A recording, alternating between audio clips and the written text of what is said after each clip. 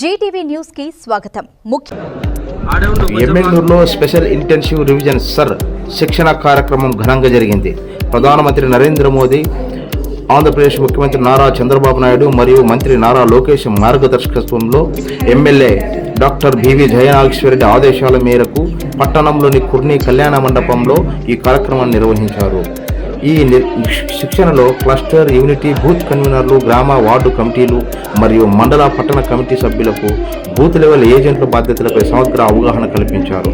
ముఖ్యంగా ఇంటింటి ఓటర్ ధృవీకరణ, ఓటర్ల మ్యాపింగు, ఎమ్యునరేషన్ ఫామ్ నింపే విధానము మరియు మై టీడీపీ యాప్ ద్వారా వెరిఫికేషన్ ప్రక్రియపై వారికి ప్రత్యేక శిక్షణ ఇచ్చారు.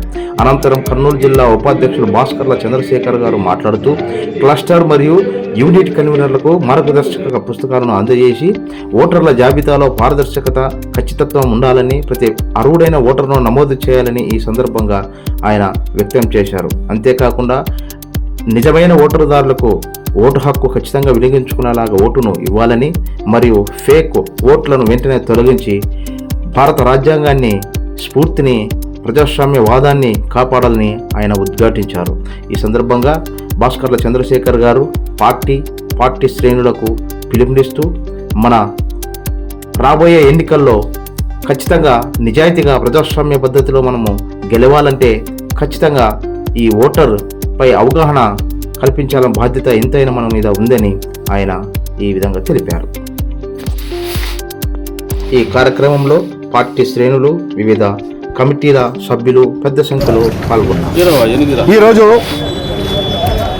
మా తెలుగుదేశం పార్టీ తరఫున రాష్ట్ర స్థాయిలో మా గౌరవ ముఖ్యమంత్రి చంద్రబాబు నాయుడు గారు, అలాగే మంత్రివర్యులు యువగలం రథసారథి మా లోకేష్ బాబు గారు, అదేవిధంగా మా ఎమ్మెల్యూరు కాన్స్టిట్యున్సీలో మా గౌరవ శాసనసభ్యులు జయనాగేశ్వరరెడ్డి గారు ఆధ్వర్యంలో నిజమైన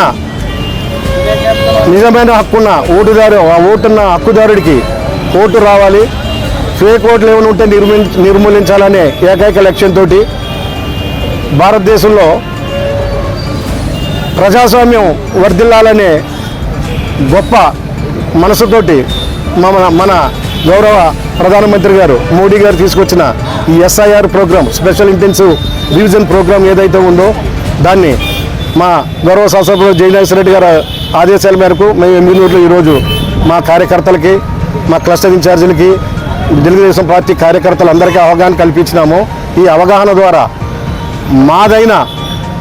మాదైన ఓటుని పోగొట్టుకోకుండా మాది కానీ ఫేక్ ఓట్లు ఏదన్నా నిర్మూలించాలనే ప్రధాన ఉద్దేశంతో ఈరోజు దీనిపైన అవగాహన కల్పిస్తూ అందరికీ భవిష్యత్తులో కూడా నిజమైన ఓటుదారులు, హక్కుదారులు ఎవరున్నారో వాళ్ళకి ఓటేసే అధికారం రావాలని, గతంలోలాగా సైక్లింగ్ ద్వారా లేకుంటే రిగ్గింగ్ ద్వారా దొడ్డిదారిన ప్రభుత్వంలోకి, అధికారంలోకి రావాలని ఆలోచించే వాళ్ళందరికీ చెక్ పెడుతూ ఈరోజు నిజాయితీతో కూడుకున్న పార్టీలు నిజమైన అధికారాన్ని సంపాదించి జనం కోసం పాటుపడే ప్రభుత్వాలు ముందు వరుసలో ఉండి గెలవాలని, ఫేకు ఓట్ల మీద ఆధారపడే వాళ్ళందరూ మట్టి కరవాలని అంత చాలా గొప్ప ఉద్దేశం ఇది. ఈ ఉద్దేశం మిగిలిన పార్టీలకు ఎలాగున్నా కానీ మా తెలుగుదేశం పార్టీకి మాత్రం చాలా గొప్ప అవకాశము. ఎప్పుడు కూడా మా మంత్రి గారు కానీ, మా ముఖ్యమంత్రి గారు కానీ, మా లోకేష్ బాబు కానీ, మా జయనాగేశ్వరరెడ్డి గారు కానీ అందరూ కూడా ఏదో రిగ్గింగ్ ద్వారానో, సైక్లింగ్ ద్వారానో, భయపెట్టి ద్వారానో ఓట్లు సంపాదించే అధికారంలో రావాలని ఎప్పుడు అనుకోలేదు. కష్టపడి జనాల్లో తిరుగుతూ పనిచేస్తూ నిజాయితీగా వచ్చే ఓటు మీద ఆధారపడి ఇన్నేళ్ళు రాజకీయాలు చేసినారు. భవిష్యత్తులో కూడా అదే రాజకీయాలు చేస్తాము. ఇలాంటి రాజకీయాలు చేసే వాళ్ళకి ఈ ఎస్ఐఆర్ అనేది చాలా గొప్పగా ఉపయోగపడుతుందని నమ్ముతూ ఈ సిస్టాన్ని తీసుకొచ్చిన మోడీ గారికి కానీ, ముఖ్యమంత్రి గారికి కానీ ధన్యవాదాలు తెలియజేస్తూ భవిష్యత్తులో అవకాశం ఉన్న ప్రతి ఓటరు కూడా దీన్ని సద్వినియోగం చేసుకుని భారతదేశ పౌరుడిగా ఓటు హక్కుని మాత్రం కాపాడుకునే దాంట్లో ముందు వరుసలో ఉండాలని, దీనికి బిఎల్ఓలు ఉంటారు, బిఎల్ఏలు ఉంటారు, ప్రభుత్వం తరఫున బూత్ లెవెల్ ఆఫీసర్స్, అట్లనే మా పార్టీ తరఫున బూత్ లెవెల్ ఏజెంట్లు కూడా ఉంటారు. వాళ్ళతో కోఆర్డినేషన్ చేసుకుని ప్రతి ఒక్కరు కూడా మన ఓటు హక్కుని కాపాడుకోవాలని చెప్పేసి దాన్ని అవగాహన కల్పించడం కోసం కూడా ఇక్కడికి మేము ఈ మీటింగ్ పెట్టుకున్నాము. అందరికీ చేరింది. ఫోన్లు, వాట్సాప్ల్లో కూడా దీని యాప్ని అందరికీ మేము ఫార్వర్డ్ చేసినాము.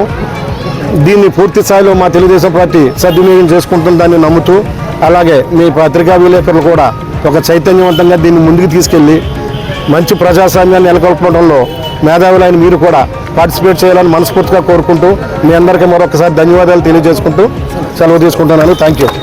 చూస్తూనే ఉండండి జీటీవీ న్యూస్. నిజం మా ధ్యేయం, సమతా సంక్షేమం మా లక్ష్యం. మరిన్ని వార్తల కోసం సబ్స్క్రైబ్, లైక్, షేర్ చేయండి. నమస్కారం.